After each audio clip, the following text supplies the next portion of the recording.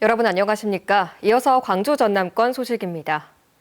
오늘부터 이틀간 제21대 대통령 선거 사전투표가 시작된 가운데 전남과 광주가 전국에서 가장 높은 투표율을 보이고 있습니다. 중앙선관위에 따르면 오늘 오후 4시 기준 전남 29.3%로 전국 17개 시도 가운데 가장 빠른 속도로 투표율이 오르고 있습니다. 전국 평균은 15.72%로 전남 다음으로는 전북이 26.98%, 광주가 26.01%로 집계됐습니다.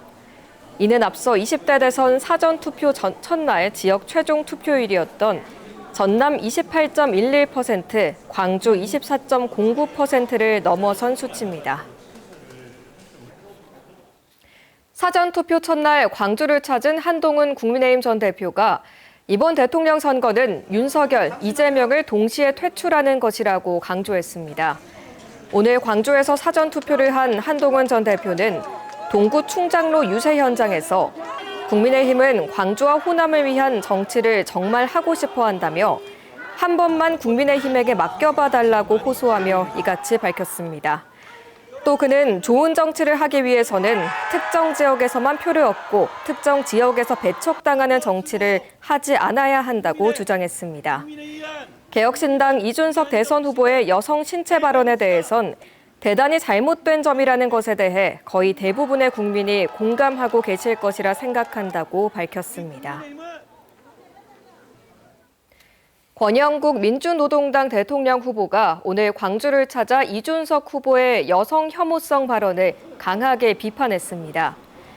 금호타이어 광주 공장 화재 현장을 찾은 권 후보는 성폭력을 묘사하고 여성 혐오 발언을 쏟아낸 이준석 후보가 인용이라는 이름으로 반복되는 해명을 내놓고 있다며 이같이 밝혔습니다.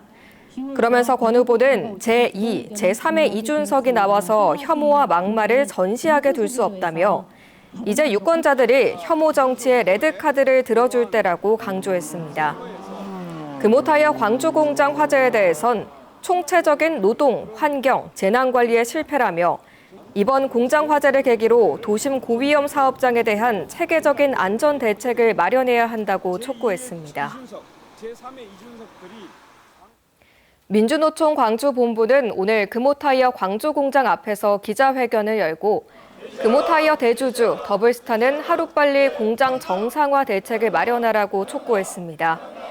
노조는 2년 전 한국타이어 화재 때 명예퇴직, 권고사직에 살해된 금호타이어 노동자들을 불안하게 하고 있다며 생산직 신입사원 51명의 입사 절차도 무기한 보류된 상황에서 금호타이어 측은 피해 내역을 확인하고 대책을 강구하겠다는 말만 반복하고 있다고 비판했습니다.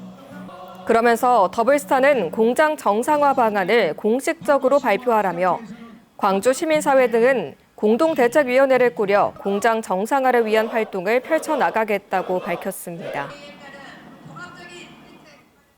금호타이어 광주 공장 화재가 지역의 실질 경제 성장률을 0.32%가량 떨어뜨리는 등 지역에 미치는 손실이 상당할 것이란 연구 결과가 나왔습니다.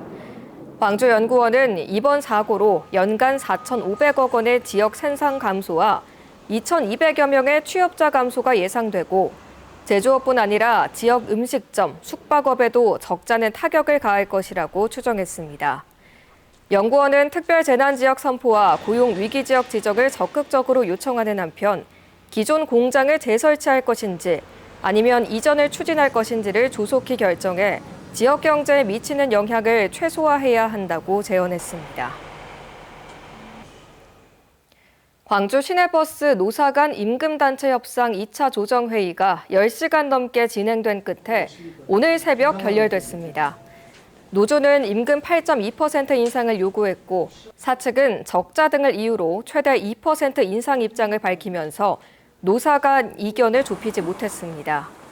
협상이 결렬되면서 노조는 오늘부터 총파업에 들어갈 계획이었지만 사측과 협의해 파업을 미루고 협상 자리를 한 번 더 갖기로 결정했다고 밝혔습니다. 제3차 조정회의는 대선 이후인 다음 달 4일에 열릴 예정입니다. 지역의 중견 건설업체인 영무토건이 법원에 회생을 신청했습니다. 광주지법 제1파산부는 법정 관리를 신청한 영무토건에 대해 재산 일체를 동결하는 포괄적 금지 명령을 공고했습니다. 영무토건은 원자재 가격과 인건비 상승, 미분양 등으로 유동성 위기를 겪는 등 부채 규모는 790억 원에 달하는 것으로 알려졌습니다.